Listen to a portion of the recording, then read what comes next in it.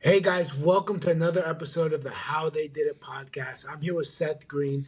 I watched Seth Green had a podcast with another one of our former guests, Big Paul.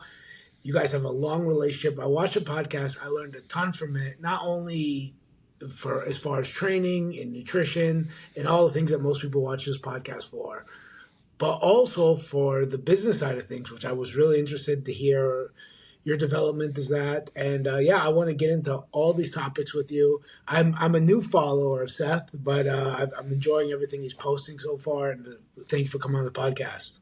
Yeah, man, I appreciate it.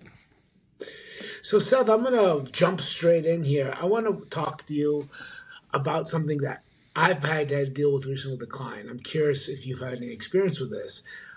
I had a couple of my clients now get off of testosterone for the first time in 2 years around. They were taking TRT doses. We changed to a different concierge doctor who recommended that they wanted to do a bulk, they wanted to gain a certain amount of muscle. And the concierge doctor told them that he believes he should increase their dose. Went from doing about 125 milligrams of testosterone a week to doing 500 milligrams of testosterone a week. Yeah, we saw obviously like a great change in their physique. Gained probably 7 kilograms of weight total over the 6 months period. And we then did a cut. We stayed on the same testosterone during the cut. And now he's done with the cut. He was down. He hit, I think around from the eye, you might think it's under 10%, but probably just about 10% body fat. And now he's like, I want to get off. I've been on for a while. He didn't really have a strong reason why, but he's like, I want to get off completely. So we're getting off for the first time. I actually don't have any experience with this. Most of the clients I've dealt with, they're on TRT and they stay on TRT for basically permanently.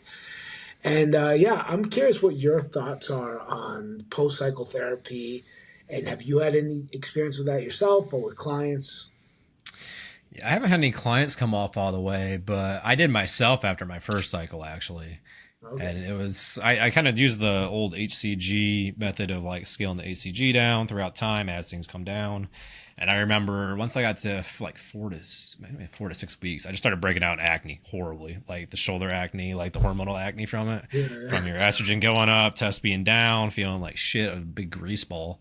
Uh, so it wasn't that fun. And then I kind of thought about it. I'm like, why am I coming off? I'm like, I was just coming off to come off. There was no actual reason why. So I Yeah. ended up going back on a TRT dose, and I've kind of been on it since. But in terms of clients, no, I haven't had anybody actually come off.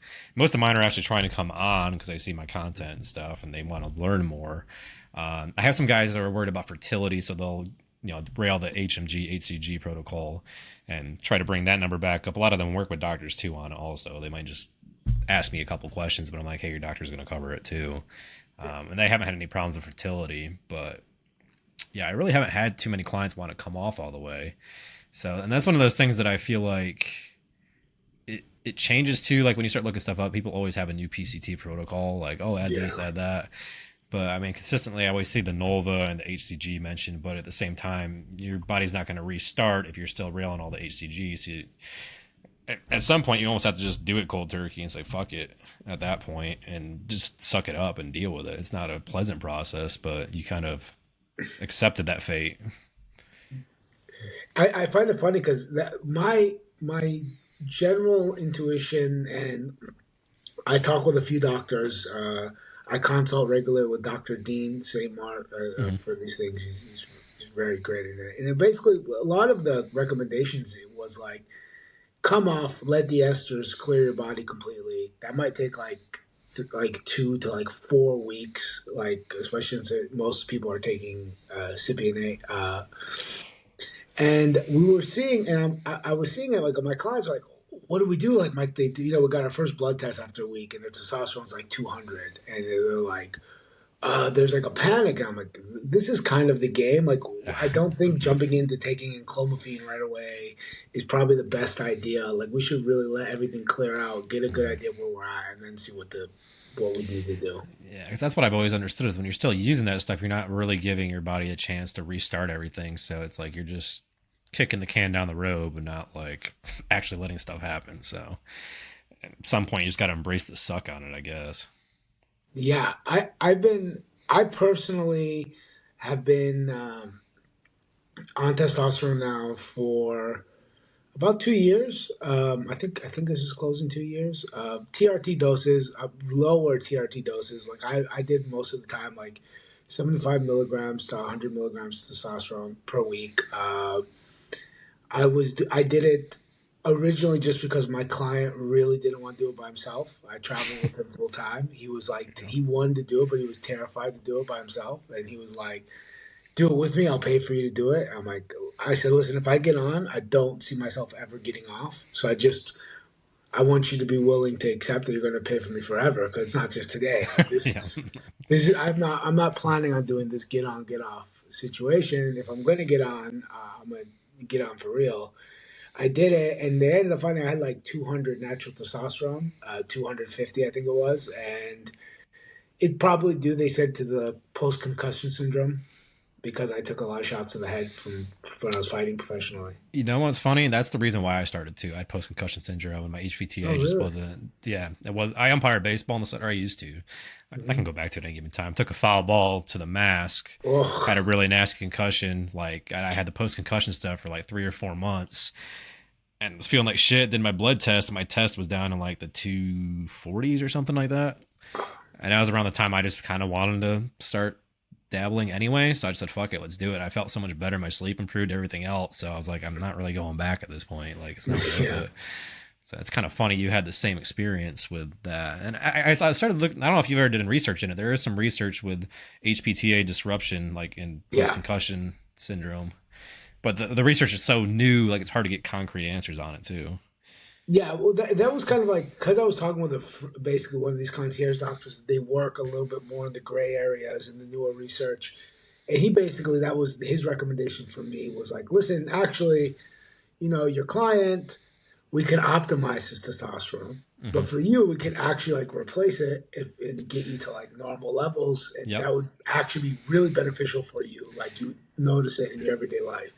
And it's funny, the doctor I talked to too. So he's not even like my real doctor or anything. He was at one of, I'm not gonna like, tell you the university, so I'll give him away or anything. But he worked with the U.S. Olympic team in Montreal for years, Oh, and he okay. just did like strictly concussion research and everything.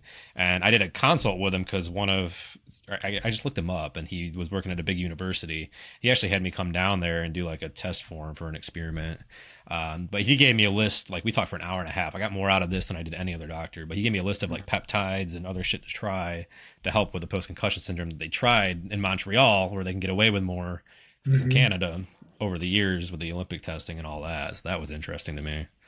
Oh, that's super interesting. Yeah, I've always wanted to dig deeper into it, especially with the brain lesions. Paul actually told me that was told me about some research. I never dug into it, so I don't want to misspeak too much. But he told about some research with GH and the potential with healing of traumatic brain injuries. And I It was, wouldn't surprise me. It's one of those yeah, things where I feel like the concussion research is it's so new still, and I mean, because you think the NFL lawsuits and all that just happened in the early 2000s. Like yeah. we're less than 20 years into like the hardcore research on this stuff. I imagine like by 2050 we'll have all kinds of protocols that we don't have nowadays.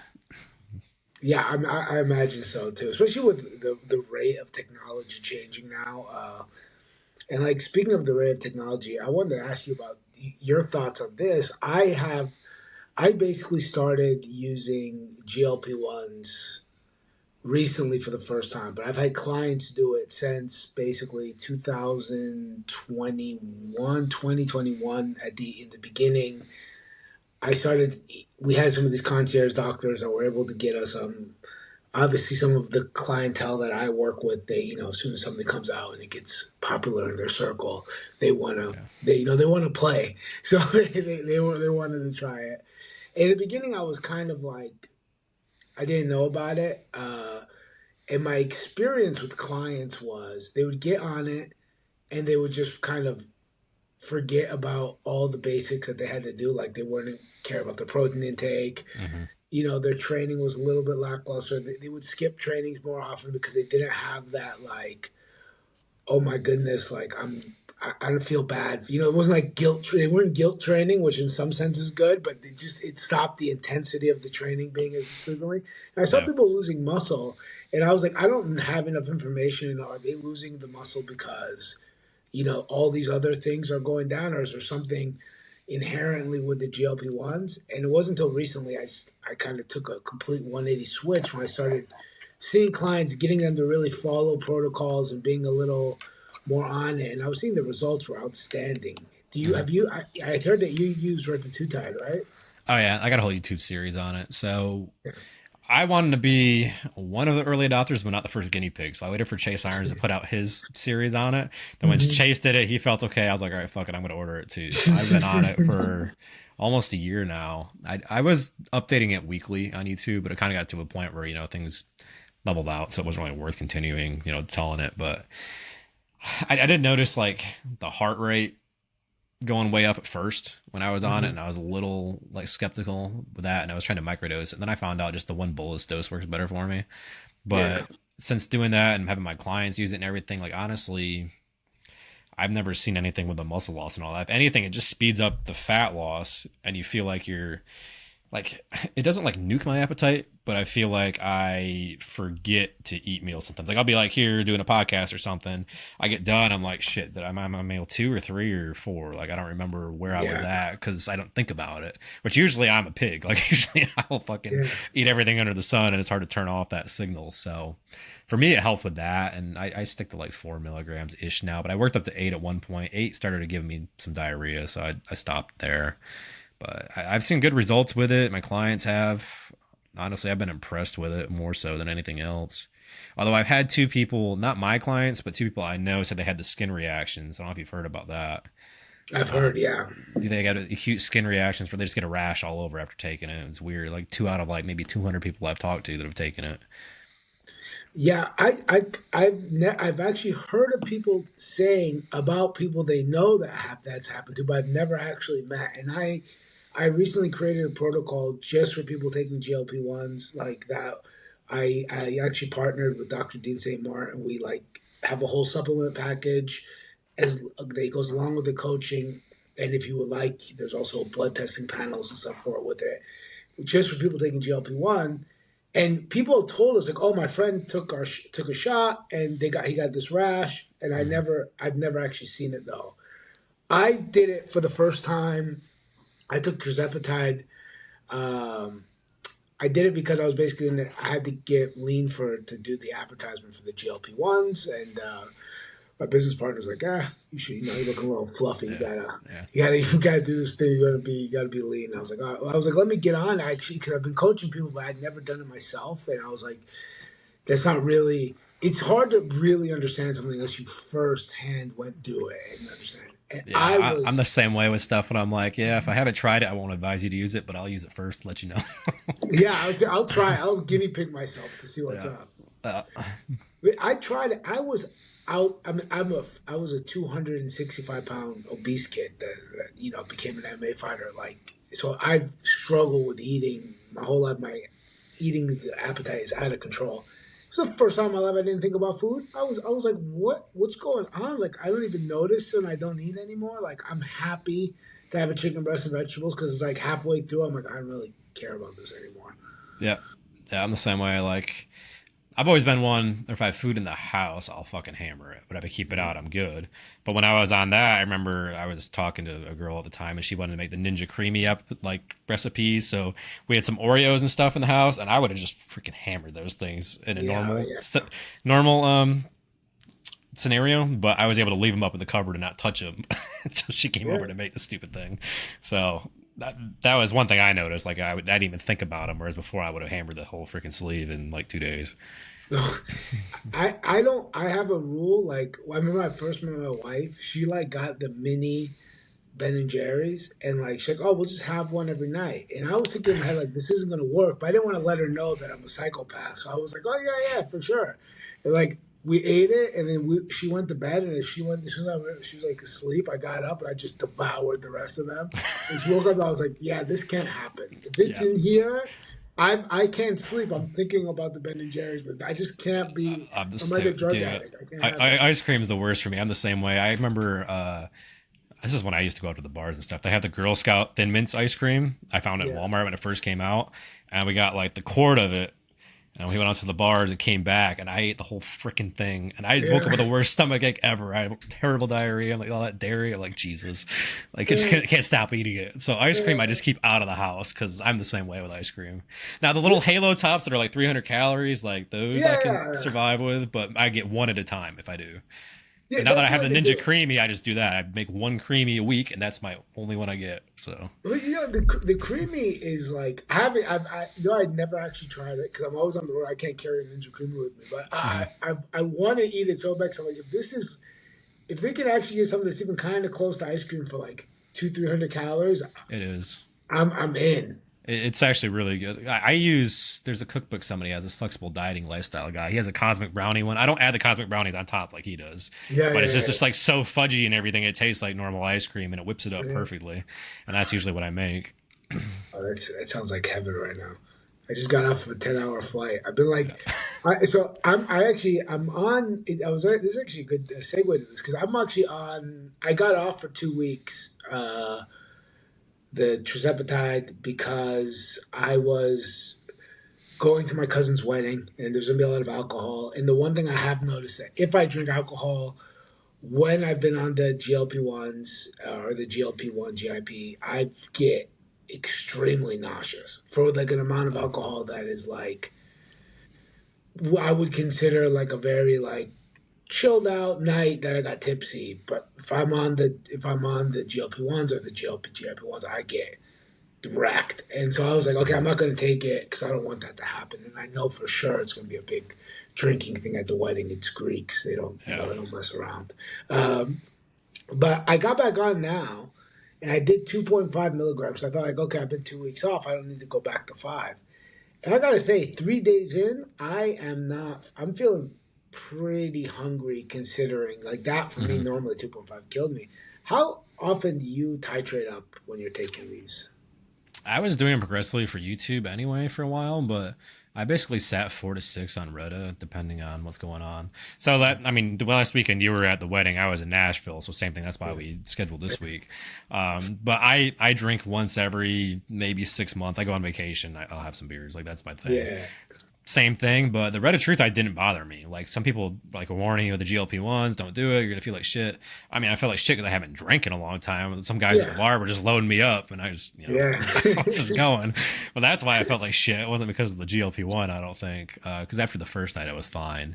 But yeah, I don't really titrate up that much anymore because 4 to 6 is like a comfortable range for me because I started bloating and getting like distended too. So like with the EAAs I drink during the workout, like usually they're fast digesting, but the retatrutide slows down the digestion so much. I have a little hernia, so if I'm doing legs or something, it just freaking sticks out and all that fluid oh, just sits really? there and it's just uncomfortable. I'm like just trying to like massage it out because it just feels like Yeah, everything just sits in your stomach like a rock.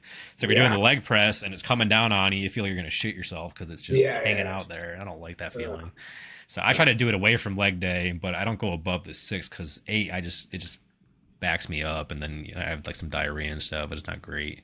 So I've never wanted to try going to 10 or 12 with Reddit because of that. yeah, I never have gone above 5 because it was so effective to me the first round that Hmm. like 2.5 for the longest time would make me. I would have to force myself to eat. I was like, oh, I got to get 190 grams of protein in today. It was like I knew that was gonna be Yeah, and I've heard a that with TERS, that TERS absolutely destroys your appetite. Like they can't eat yeah. anything. Where Reddit is just the food noise. I don't think about it, but I can eat whatever I want still. Yeah, it's interesting. So do you use it for like? Are you combining it with other peptides at the moment? Or are you just on Lentitide? Kinda. When I remember, like I have SLUPP. I was using that consistently for a while. Melanotan I always use. People always make Okay. fun of me because I'm the Melanotan guy, like in our group chats and stuff. Like anybody who has a Melanotan question, they fucking ask me.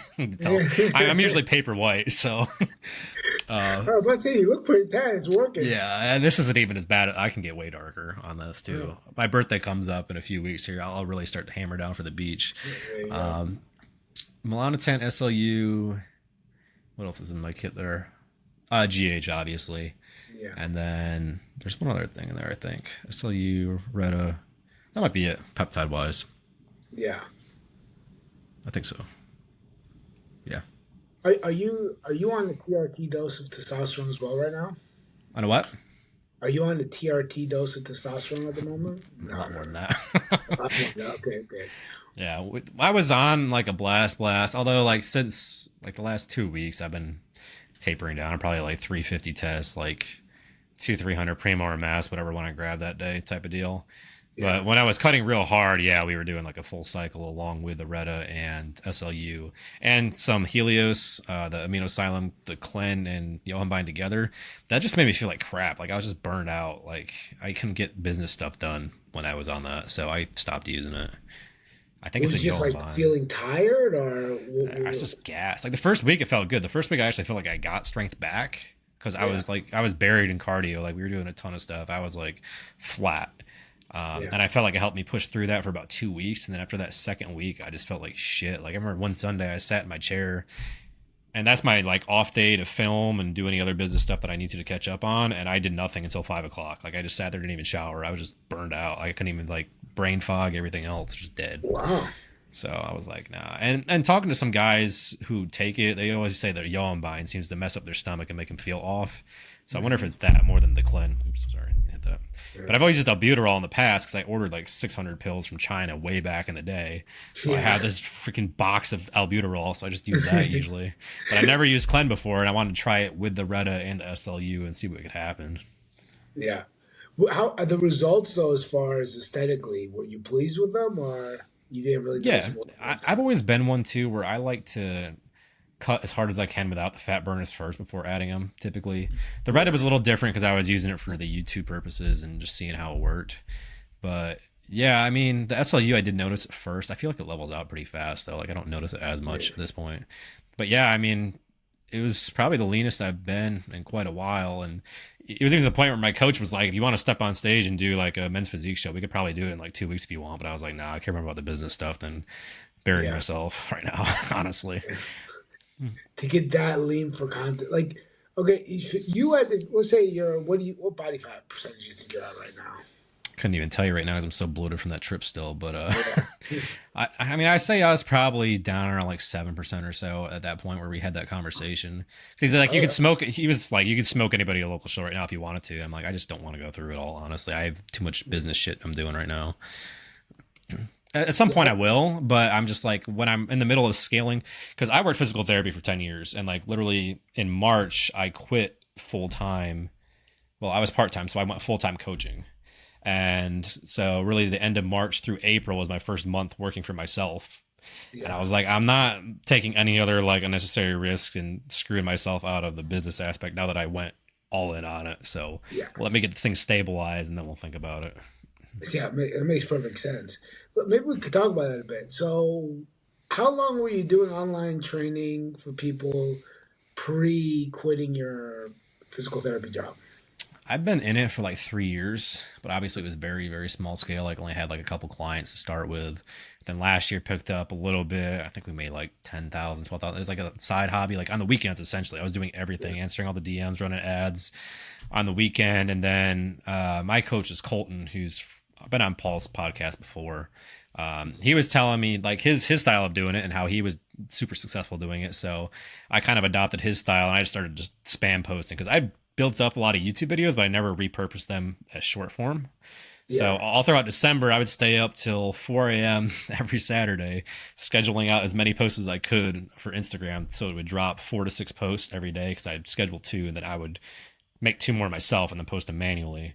So that way I was building my following as fast as possible. And then we started treating it like a business and getting appointment setters and all that in my DMs and then going from there, building it up like that. And then that first month, it went from where I'm like, okay, I'm happy. Like my end goal was like, if I make $100,000 combined between therapy and this year, I'd be happy.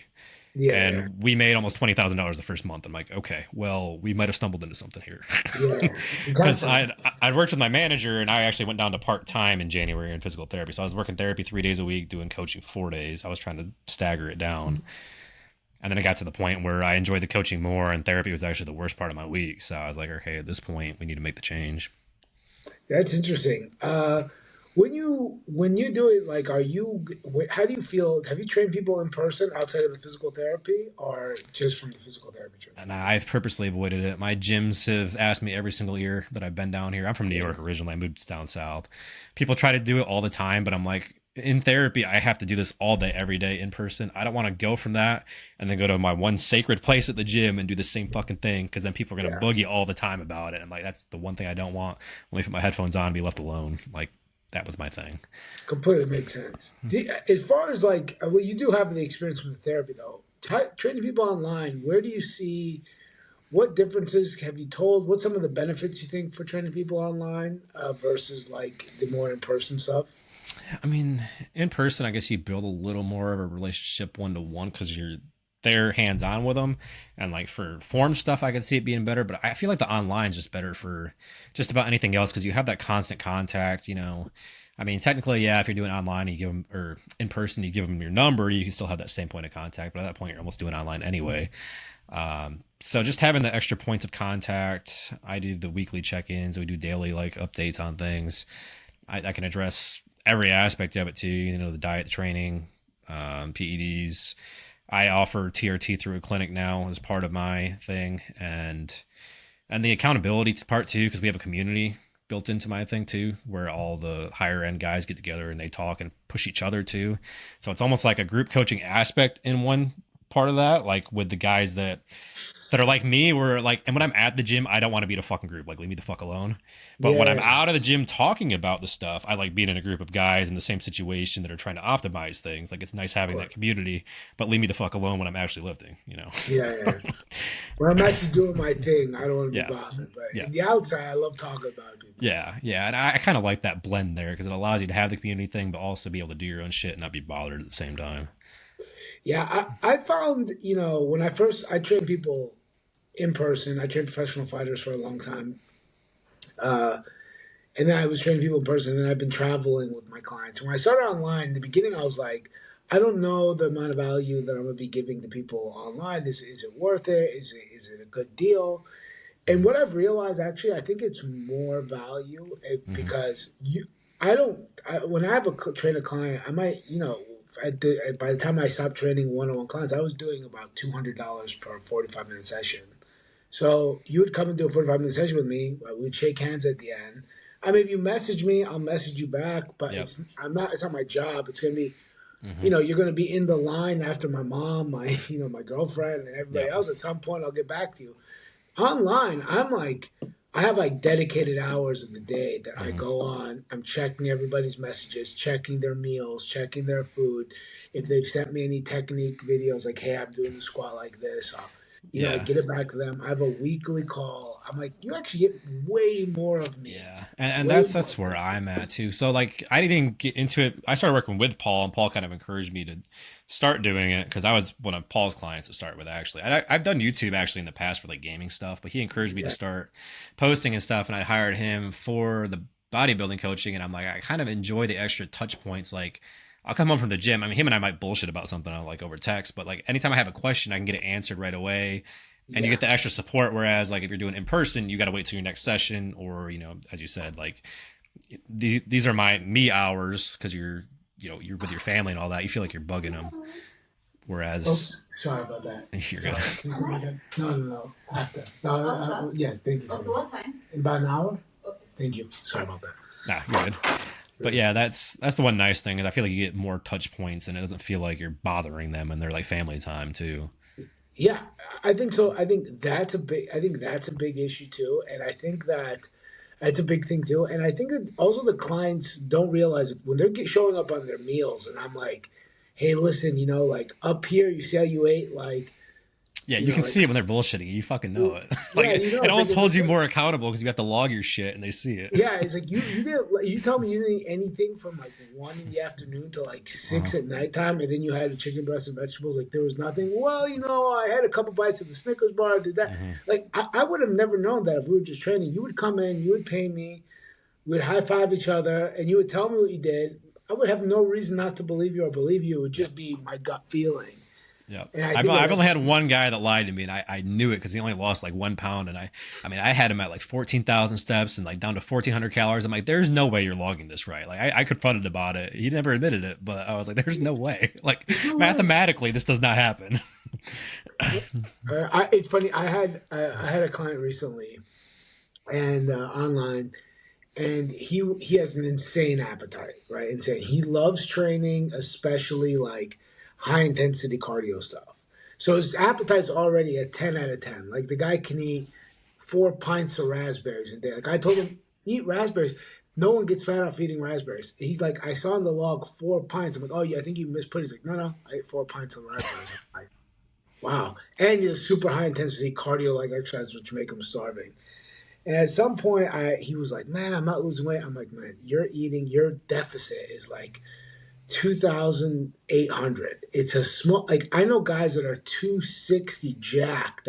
They're staying there to lose weight. Hmm. You're 230 not jacked, and like you're probably at like a 300 calorie deficit. Like it's going to take time, and it's funny that over this constantly battling, we're holding him to it because he's like, I don't want to go lower. If I go lower, he thinks he's going to lose his mind and have a big binge basically. Hmm. And I was like, fine, let's not go lower. Just be patient. And now we've slowly dropped, and he's like, oh man, it's working. I'm like, yeah. I wouldn't have known that if I couldn't be constantly checking his calories. I know he's honest with me because I'm saying, like, yeah, it makes sense you're not dropping, man. You're at a slow deficit. And being able to be so interactive with him day over day and Hmm. learn him. And I know him, what he eats better than what I know I eat at this point. Yep. Because it's like, it's such a slow process. I really got to tell. And I really think that's a huge benefit to the online And coaching. guys like that are the guys I like using the creamy with if they have it. Like I've used it myself because you get that big old pint. And then Yeah. I'm always freezing for like 30 minutes after eating it. Like I put a sweatshirt Yeah. on and all that. But after eating all that, and then some of the sugar, alcohols, and stuff, like you feel full. Like you don't want to eat anything Yeah. else. So I have one guy. He's got an obnoxious appetite like that too. Like he's like cutting for a show at 2,900 calories, but he's only like 200 pounds or something like that. It's like Wow. crazy. But yeah, he eats like 3 or 4 of them a day. I'm like, all right, let's try to get more whole foods in, but like 3 a day if it keeps you full, like let's keep doing it. Yeah. If it stops you from eating an entire pizza and 6 margaritas like you did that one week, we're good. Yeah, we're good. This is a Yes. win. This is a win. Yeah, he was like 3,000 calories over his high day. I'm like, are you kidding me? Like, This is a little intense. yeah. This is a hard. I don't know. It's like, oh, well, even it out during the week. I'm like, what are you going to eat the rest of the week? Air? What's happening? Yeah, thank you. He wasn't on prep at that time. He dialed it in sense, but I'm like, you can't do that on prep. That ain't Yeah. gonna fucking happen. Yeah, there's no way to move this forward in any No. way that's going to work out for us. No, not unless we do 2 hours of extra cardio the rest of the week. Yeah, exactly. How, as far as cardio goes for your bodybuilding preps, are you big into cardio? Do you mostly use steps? How do you do it? It's kind of a mix of all. Like, I don't like taking the food away right away because I feel like that's the last thing you really need to pull from. But yeah, I mean, once you're up to about an hour of cardio or so, I mean, that's obviously sometimes you need to go above that. But I don't love like just crushing people with cardio. I try to do the steps, cardio, and food, and kind of use all three together to get the deficit down rather than just push one lever super hard. But with some people, you do need to push that lever hard just because they have trouble losing fat. But ideally, you would just take kind of a little bit from each and make small changes every week to get there. Yeah, I found for myself personally, and for a lot of my clients, like because I was a fighter, I do a ton of cardio. Mm-hmm. Just part of the game, and it's very high intensity cardio. And I would always struggle with my diet, and I didn't really ever understand why. And it wasn't until I got into being a trainer and knowing that most people care about aesthetics, even if they're coming to me to learn how to box, really they want to be ripped. Yep. And then I was like, okay, so you guys say you want to box, you really want to be ripped, so let's do like 1 day of boxing and 3 days weightlifting, and Yeah, that's always funny. So, I mean, you look at guys like Nate Diaz; he's got a shit physique, but he can fight. Like, it's not how you look. Yeah, yeah, there's nothing to do with it because like yeah, you could hit that. You could be. I've seen some of the slickest boxers, and you see them in the gym. You're like, you wouldn't even know that guy doesn't work at the grocery store. Like you yeah. have no idea. Like there's no tone of muscle that tells you his technique. He's a killer. He's basically an assassin, but yeah, he doesn't look like it. And a lot of times we're like, oh, I want to look like a fighter. You want to look like a certain fighter. Not all Yep. fighters look the Yep. same. All bodybuilders look pretty good. That's a better aim if your goal is aesthetics. Look at a sport that's based on aesthetics. Yep. So I basically got so deep into it. I was wanting to provide the most value I could for my clients. That I started using a lot of techniques, and I actually stopped doing a ton of cardio when I'm getting lean. I just focus on steps. Like I would go from like I'm already active, but I'll do like 12,000 steps to like 25,000 steps a day. That's a lot. Yeah, and that was my cardio for the day, and I would just take meetings on the go. I would do I would have all my talks, even when I was in the gyms while I was waiting for clients. If I was training clients in the gym, I'd walk on the treadmill while I was waiting.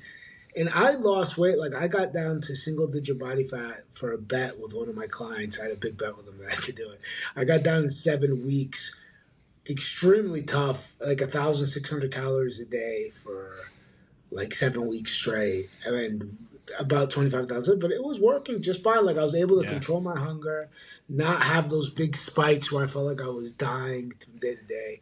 And then just the steps. Like, I feel like if you live in cities and stuff, it's easier too because you can walk places. Like when I was in Nashville, like we walked from one end of Nashville to the other and back, like to the car. Like I didn't mind doing it, but I live in a real rural area with no freaking sidewalks anywhere. So I have a husky. I'll take him. Like we'll go on a couple long walks a day. But for me, like getting steps in because I'm always at my desk. And then just because there's no sidewalks, we walk the same route, but then it's all woods and stuff. So I'm not going to walk through the woods with them in the middle of nowhere. For me, actually getting the hybrid of steps and cardio works better because I get on the stair climber and try to crank that thing up. I can usually get about 10K or so, like during the day. I'm pretty good about that. But when like Colton will put my steps up to 14 or 16 sometimes, then I struggle to hit that target unless I go to the gym and purposely do steps at the gym. Like between sets, I'll start pacing around. People probably wondering what the fuck I'm doing, looking at my watch and all that. But it's just try to get extra steps in between sets is all I'm doing. Yeah, it's crazy how much that can get up. Like I remember one day I had COVID. Actually, I got COVID, and it was the early days, and I got locked in my room. The hotel found out I had COVID. And like, yeah, you can't leave for 2 weeks. And I was like, okay, now I'm stuck. I was actually stuck in this exact room here in London for 2 weeks, and I was getting 10,000 steps a day just from talking to people and not trying not to go stir crazy and just going like pacing back and forth. It's amazing how many steps you can do. I tell my clients all the time, like, it doesn't have to be like you're getting on the treadmill to go there. You're going for a walk. If you could literally be like, I'm watching this TV show and I'm just gonna go. Unless your wife wants to stab you halfway through it, you can get quite a few steps in doing that. I have always thought about getting one of the little desk treadmills that slide under your desk. Mm-hmm. It's just a lot of times I'm like, I need to actually type. So if you're bouncing around, you can't really get that. That's the only thing that stops me from doing it, really. That or if I'm recording, because I do a lot of recording things, I'm like, I can't be walking as I'm recording because then I'm just stupid.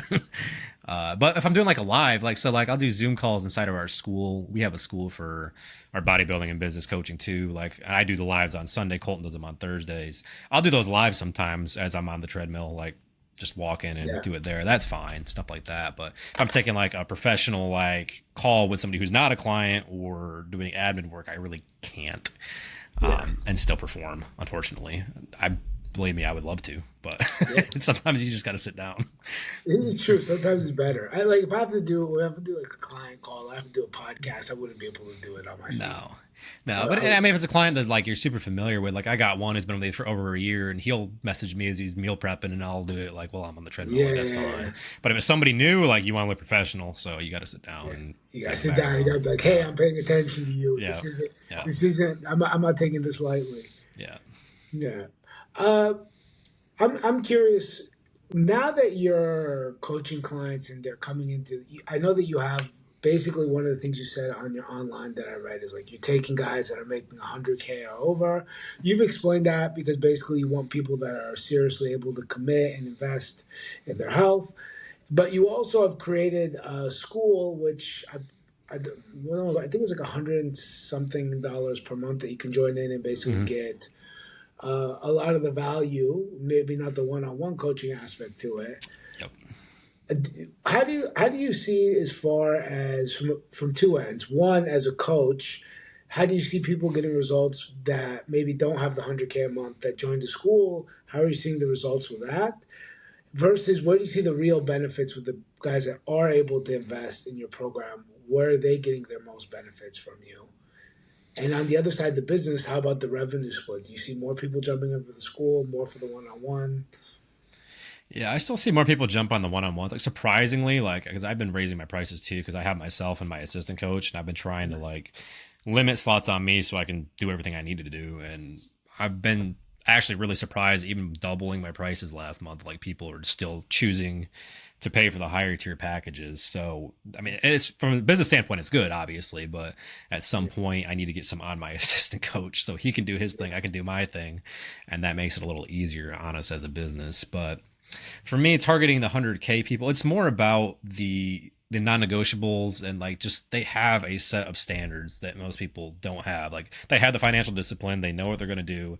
If they come to you, they're fine trading their money for time. Like that's what the transaction is. You don't have any questions on the sales calls or people haggling over $10 and like that's the shit I can't stand. Like I'll give you the value and everything, like we'll make a decision.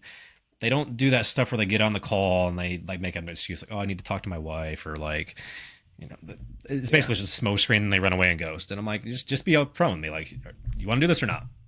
Yeah. You know, it doesn't matter to me. Like, if you want to go, let's do. If you don't, then no. But people will get afraid to tell you no. Whereas I feel like the more high performing guys, if they feel like the value's not there, they'll tell you like, yeah, I just don't feel like it's there for me, you know? And it's a straight up answer. It makes it easy. Like, I'd rather have that. I'm straightforward with everybody I talk to. So for me, that's easy.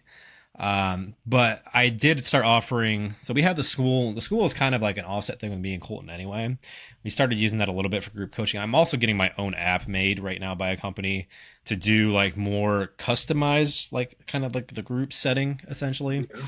So it'll be my assistant coach manages it. And then we do like a Zoom live call as a group, once or twice a week inside of there. So that it's kind of its own thing. The school right now is kind of a hybrid between some of those people, but also we are teaching people how to do content creation, how to be coaches online, like organic. So Colton and I put together like probably 10 hours of information on Instagram and YouTube and how to do everything like your search engine optimization, how to think of topics, even using AI to come up with topics, writing scripts, etc. for when you start doing like YouTube and Instagram more often. We actually have one client, Runvis Coaching, Garrett. Some people have seen him online. He's very anti-science-based lifters. He had 400 followers last month, and he's up to almost 25K now in 1 month of following our framework on that. So for him, it's been a life-changing thing because all of a sudden he's huge on Instagram and he's getting coaching clients left and right. Is he the guy that goes after scientific? The mustache with the that's Garrett. Yeah, that's Garrett. I've been watching the beef recently. Well, what's even funnier is Snitch is actually in there. She did a course on the main gaining and stuff inside our school. She's in there and he's in there. They argue in our Discord more than they do in the school, but they all know each other. Let's put it that way. We're very familiar. So anything they do on Instagram's already happened somewhere else. It just spills over. It spills over on Instagram. That's why I just laugh about it. I don't comment on it because I get along with both of them. So I'm like, I'm just going to let it fucking slide. Yeah. I had Snitch on my podcast. And I then had Max Coleman as well on my podcast, and they had been much more civil back and forth with each other for a while too. And then I saw your other guy came in, and now it's like there's like 5 guys, they're back and forth. Like my Instagram feed's constant. Like they're like you guys are fighting over like the most nuanced stuff ever. It's hilarious. Well, that's why my response is always we're just arguing over semantics at this point. I don't fucking care. Like, that's all it is. It's like the small detail that doesn't matter. But yeah, inside the school, we also just finished the first part of our business coaching, like showing people how to set up an LLC, get your EIN number, all that. So you have your legal shit, your business bank account, all that set up. Because a lot of people just wing it. And then now you've mixed your personal finances and your business. And the end of the year, you go to your tax guy and you're like, oh shit, what do I do? Like U.S. taxes, that gets real hairy really fast. So you want to have all your business stuff separated, especially when you go to write things off versus your personal. So we go through all that stuff, and then we're going to have like a one-on-one business course on the back end where we take people in one-on-one and help them build everything up once they're at a certain point. So that's kind of its own thing, but we have all of the training and diet resources in there that we use for our coaching. So we do kind of use it as like a group coaching area too, where some people are in there just to learn more, get access to the food calculators, the cookbooks, all that, and then they want to get healthy that way. learn how to do that, and then when they feel comfortable with it, they want to start doing the content creation and show people their weight loss journey and all that. So it kind of ties together, but it is a little bit muddied right now. But we are going to separate things out a little more with the business versus the Gen Pop and showing people how to do things. It's interesting. Did you jumped into the business coaching side of it? Was it because you feel like there's just a lot of demand for that right now, and like there's a lot of trainers trying to jump online, or was it like it fell into your lap somehow? A little bit of both, because like I mean, as I told you, like with me, I went like 2 years barely making shit doing it. Like, and everybody's Yeah. always has trouble getting clients, and just getting in, working with people who are doing it at a higher level, and then seeing there's a certain structure to it that if you have that in place, everything kind of falls together. Then being able to share that with people and show them, hey, this is how we do it without running ads. Like I've just started running ads. Everything's organic. Same thing with Paul. Like Paul does everything organic. Like you can make a good enough living to where you can quit your 9 to 5, make 6 figures doing this if you do it the right way. It's just a matter of knowing, because a lot of it's just you don't know too, because you just jump into it. People have, fill out my application in my bio or whatever. I'm like, if they don't know you, they haven't made the connection with you, they're not going to go and just fill out your application for no reason. Like people aren't going to waste their time doing that or go look for it. So a lot of that just came down to, once I installed that system in my business, all of a sudden it blew up to where I could get out of my 9 to 5, and I want to share that with other people, how they could do it too. Because it's really not hard. It's just having the structure and taking the leap. As I say, you got to throw your balls on the table a little bit and actually like make the content, put it all out. And then when you're ready for it, then you can make the ask, and people will appreciate the content and you helping them out. So if your offer is really good, you're helping people, they're happy, they'll be willing to pay you. But you need to have all that shit in place first before you just go and ask. Yeah, that makes perfect sense. I realized this too early on when I first started online. I was completely lost online, to be honest with you. Yeah, I was the same way. I was I wasn't a big Instagram guy. Like I had like a couple thousand followers like from like when I was in the UFC. That I got like a little bump because I was in the UFC for like a second, and it was like, oh yeah, they got like that little. And I didn't do anything with it either. Like I posted while I was in the UFC because it was in my contract. I had to try to, and I would just be like, I guess I put up this picture of me here, but whatever. Yeah.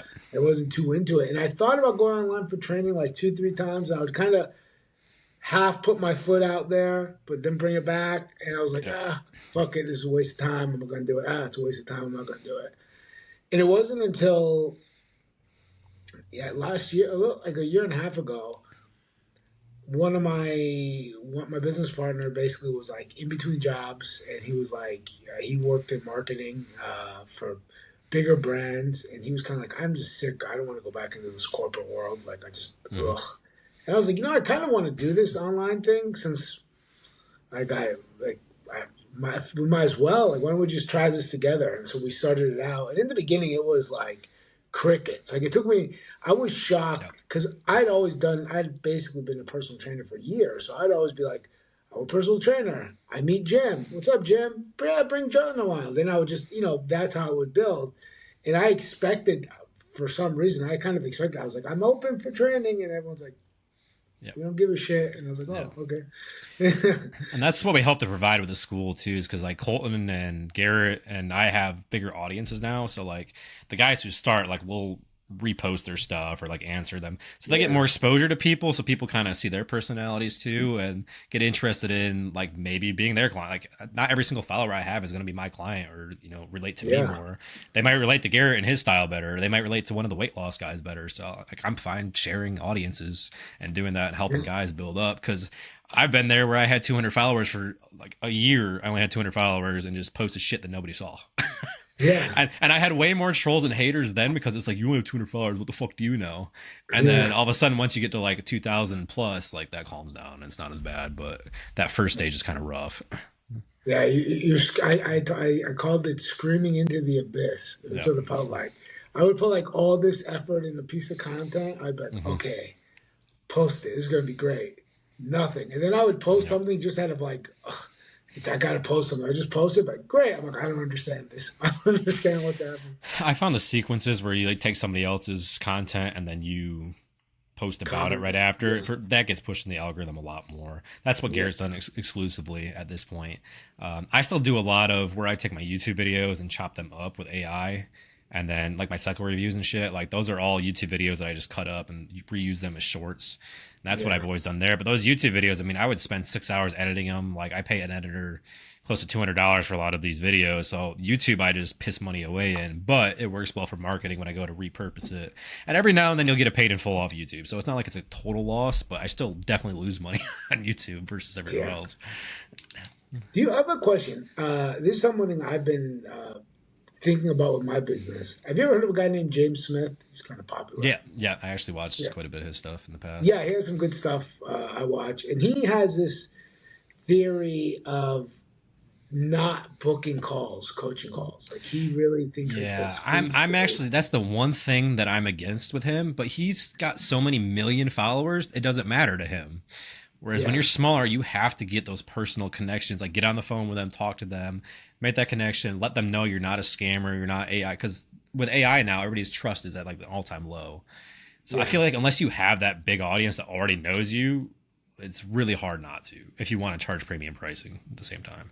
Yeah, that's what I was about to say. Because what always worried me is like, okay, great. I would buy easily a $35 program online without talking to somebody, no problem. I mean, for me personally, because I make a decent living wage, I would be happy to pay even a couple $100 a month without even talking. But if you start telling me like, hey, I'm interested in your program for like over 1,000, I'd be like, who are you? Like, are you gonna? I talk with you every day. I want to know who you are, even a bit. And I was curious if you do that, or if you are also you got to apply to your coaching to have a conversation. No, I mean I have consults that are like $200 a pop, but if it's a full program, like the app I'm developing, they're going to be able to go through it themselves and kind of do their own thing. Like you click on it and get in there. That's fine. It'll just be a couple $100. But for my normal one-on-one, I want to meet the person too, because I say no to some people. Like if we're not a good match, I'm not going to deal with it. Like I'm good where I'm at. As I said, I'm trying to get my assistant coach filled up more than myself at this point. So for me, it's very much a mutual like interview where we're both kind of seeing, hey, are we going to work well together? Do you find value in this? Yes, no, and then we'll make a decision from there versus just treating it like a sales call.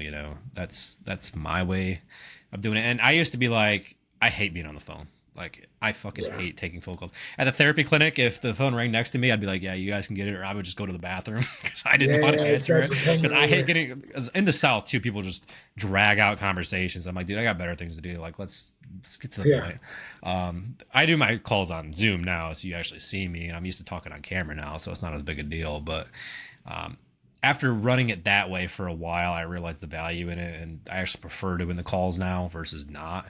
I feel like a lot of times you send somebody a payment link or you go back and forth in the DMs, it might take you 3 weeks before they actually get around to clicking it. Whereas you do it on the call, they're like ready to go. We're good. We get you in. We get your program to you within 24 hours. Everybody's happy. Speed's there.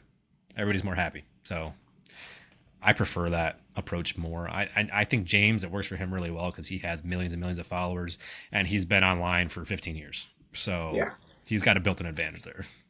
Yeah, he has the authority. Yeah. Like, I think that's one thing that I really underestimated in the beginning was how long it would take time to build the level of authority among the people that are following me to be like, hey, actually, you know what is your opinion on this? And then it's like, oh, yeah, this is my opinion. This is how I would do it. Like, oh, great. Do you coach people? It's like, yeah. It's like, oh, like I didn't. That took like a year and a half in. It wasn't until now that it started even happening. What's even weirder to me? What's even weirder is I'll get on calls with people and they're like, oh my god, it's you in the flesh, and I'm like, yeah, it's me in my guest bedroom. Like, they treat you like a celebrity, and I'm like when I posted, I made the mistake. I'm not going to do this anymore. I posted it in Nashville while I was in Nashville, like at the bar I was at, and I had like 6 DMs like, oh, are you Kid Rocks right now? I'm like, how the fuck do you guys know this? Like, it's like you're almost like a celebrity. You're like, all right, I gotta stop doing that. Like, you did not foresee this as a problem. No, I didn't. I was just like, what the hell? Like, how did they all know? Like, it was just a picture of the band, and they all knew what bar I was in, where I was at, everything. I'm like, you can't mess around online. No, they did not mess around. They didn't post a personal info. Yeah. Yeah, man. So I'm actually curious about something. So you're working out with the TRT clinic. I think that's awesome. We're also working for our new GLP-1 protocol with a peptide clinic in Florida as well. that directly that they can go to. How does that work for you? So are you? I'm sure a lot of people come to you, ask you for advice on like what they should be taking, especially for performance enhancing drugs, uh, kind of understanding protocols. Now, are you working directly with the doctor? They call you, have a consult, and then you put them in a consult with the doctor. How does that work? It's optional. So, I mean, not everybody's going to take that because the way they do it's kind of like hymns where they do the blood work on the front end and they connect with the doctors in the back and the doctors review the Yeah, blood work, recommend supplement or PED or not PED, TRT packages yeah, based on their blood work. A lot of guys I get are going to want to run more than what is allowed by the clinic anyway. yeah, So for it's sure. there as a value give if they want it. If they want the medical guidance, great. It's there and they can get it at a better rate. So I want to offer it as part of the program because most programs don't have that ability to offer that. And I pay Yeah, quite a bit of money to get access to it. I do also have discounted blood work through like Quest and they can order that there if they're doing a little more of a heavy duty cycle and they want that. But yeah, the TRT, it's kind of optional because my demographic is like 50-50. Some guys really want it. Other guys are like, nah, dude, I'm going to run under the table stuff. So yeah, yeah. I'm not going to force them to go to the doctor, No, no, the no. Of TRT course. doctor, So I'm going to force them to go to their general doctor. Yes. Not the Yeah, TRT doctor. yeah. Definitely the general doctor. That's something I'm quite strict on with my clients are taking some kind of performance enhancing drugs, like especially when they start Like adding take your in. fucking blood pressure. A lot of them won't take the blood Yes. pressure. It's on my check-in form and they can't go past it now. It's No, yeah, mandatory. that's good. It's so important. Like you see guys like they're running like 500 milligrams of test. It's like okay, whatever, and they're like, oh, I'm adding some primo in it. It's like when's the last time you did your blood test? We haven't even talked about your last. But where's your blood pressure at? Like let's just start adding compounds haphazardly. Like these things should be treated with a lot of respect and moved at them slowly. And that's assuming they're not lying to you. I had one guy get out of consult and he told me he was running like 900 tests, 700 tren, all this. He's 60 years old, by the way. He goes to fill out his onboarding form and come to find out it was 1,400 tests, 900 tren. Like it was like 3 grams of shit. I'm like, dude, like you're cutting this in half right now and we're going to keep getting lower. Like Yeah, it's yeah, we're gonna go ridiculous. down. He lied to me on the call about it. He was running even more and it was already excessive in the first place. I was like, dude, like you're 60. You do not need a gram of tren. Yeah. Ever. Oh God, you hear some of the clients will say stuff to you like, I had one of my clients recently. He got off of testosterone. His reasoning to get off was, I've been on for too long. There wasn't really much more than that. I just want to get off. I was like, okay, like let's slowly start doing that. I'll talk with the doctors. Let's get some consults. We did. He comes and he's like, man, should I get back on? I don't feel good. I'm like, how did you expect you were on a good amount of stuff? Like, of course you're not gonna feel as good as you were there. Like, this Yep. is part of the deal. Like, we have to get through. You haven't even got off yet. Like, we need to go. He's like, no, I want to get back on. I want to get back on. And maybe we should up the dose. What do I think about Primo? They start sending me like all these. I'm like, come on, guys. You were just too on it for too long, you told me. Now you're trying to like add other androgens in. Yeah, that doesn't surprise me whatsoever. And it's funny, guys will tell you, like, I don't have money for X, Y, and Z, and they send you a picture of their peptide fridge that's an entire mini fridge full of peptides. And I'm like, you told me you didn't have money for something basic, and then you show me you have $10,000 of peptides sitting in your room. Like, that drives me nuts, too. Yeah, I get that all the time. It's I think it's something that people, the one thing I think that is the best part about coaching, that is the most important part for clients, is the accountability you have and having someone Mhm. there to hold you. Because we're all, as humans, we're in our own head. It's hard to judge our own actions appropriately. I can say that for myself as Mhm. much as anybody else. Like, I might be like, man, whatever. I get the ideas in my head. If I didn't have a doctor and someone to talk to regularly, I'd be like, I feel pretty good on, those 100 milligrams. Make it 200. Well, Yep. imagine how I feel if I hit 400. I know where I'm taking a lot more stuff than I was hoping because I never really wanted to go far above, the TRT doses. I've always wanted to be more cautious with it. But I can catch myself. I get these ideas. I start thinking about something. I Mhm. didn't have someone that went to me like, "Why do you want to do this? What's your goal? Are you trying to be a bodybuilder? Are you trying?" I'm like, "No." Damn it. Okay, fine. You're right. If I didn't have Yep. somebody there to do that, who knows what I would be doing? That's the same reason why I keep a coach too, because like I mean, I haven't checked in a couple of weeks. I've been bad about it, but I find myself all of a sudden like you're just adding a couple of extra carbs here and there. And it's like, oh, well, I'm not trying to get super shredded now. I'll do 45 minutes cardio instead of 55. And it just adds up over time. Whereas if you have that plan, you follow it to a T, you don't have that problem. But if you go a few weeks without that plan, all of a sudden the edges of it tend to roll up a little bit and you get a little more loose with things and your look's just not as good too. So I feel like that helps also, the accountability of knowing I have to go check in and rate this. Like, no, I didn't do that this week. Like, just knowing that you didn't fucking do it, because I'm a terrible liar. Like, I can't fucking lie about it. So same. I'm gonna be honest. I'll be honest and tell my coach, like, if I mess up, like, listen, man, like, I went, there's Ben and Jerry's, it was ugly, it was me in a room. I just don't want to talk about it, but it happened. Just know. But once it's on there, then you're like, I'm not going to do it again for at least another few months, because, like, no, I don't want to have that conversation again. Yeah, exactly. All right, man. Well, listen, Seth, I really appreciate having you on. We ran up to the hour. I don't want to take too much of your time. If anyone wants to come and check out your coaching, I'm going to look into a little bit into your coaching, the business coaching stuff too, because I'm interested in it. I've been watching your content. If anyone wants to watch, I'm going to link your Instagram below. And if you have any website you would like people to go to find you, you can shout it out right now. Yeah, say it's really just the Instagram right now. I have a company building up my websites right now, so I don't have an official link besides my scheduling page. But the scheduling page and the school, they're in my Instagram bio. So I would say that's the best spot to still get a hold of me right now. All right, I appreciate it. Seth, thank you for coming on the podcast. This is another episode of How They Did It. Man, appreciate it.